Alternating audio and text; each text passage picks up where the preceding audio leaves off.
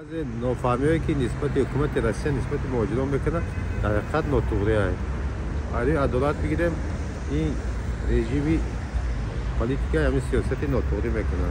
دیشیدن که همین وضعیتی همین آدمایی که در همین طرف کار میکنن و این تاشه مسئله پاتینت مسئله مثل اینا کارتی دارن یک قیمت شدن در سال اجازه بشیم.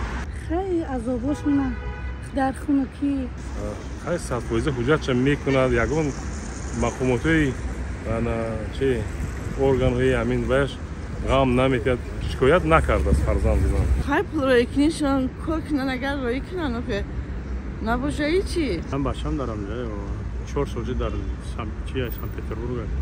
ما مهاجران میگم که سیاست با دیگر دولت‌های همین اروپا با طرف همون و پیش قدم دولت‌های پیش قدم رفتن نکنه. برای مهاجر رفتنیم که خدا در راه دور هم باشه خدا در پدر اسمتش نگهشون داره و برای کارشون در چیز وقت عذاب نبینن فقط صلح و امنی باشه. دیگه تو پاوری اول تاکیات و کورشون با بارور با برکت بیادن شوق رفتن سلامت در پیش پدر بزرگشون بعد بیارن.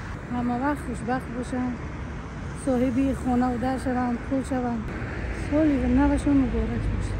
مهاجرات چی میگن خدا وطنشون نصیحت داره نه و ساق سلامت رفتن ساق سلامت در پیش فرزنداشون بیانه و همه خیلی زندگیشون دوام میکنن در همین سال نونده تبریک.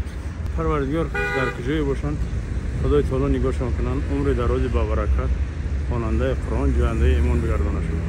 خیلی برای مهاجران گفتنی هستم که شویشی کارشون شد برای کارشون تیاد هم وقت کارشون اومد کند خرسند باشند. سلامت صحت سلامت باشند. مهاجران خواهش‌های نوشون در یک سال میلادی باز بهتر شود. خداوند در کسب و کارشون برکت در خانه‌هاشون بیاد با آرزو چی خواهش‌های دارن خداوند برآورده خلق گردانه. همین خواهش‌های نیک میکنیم. ما همین کنجی امانی را میخواییم.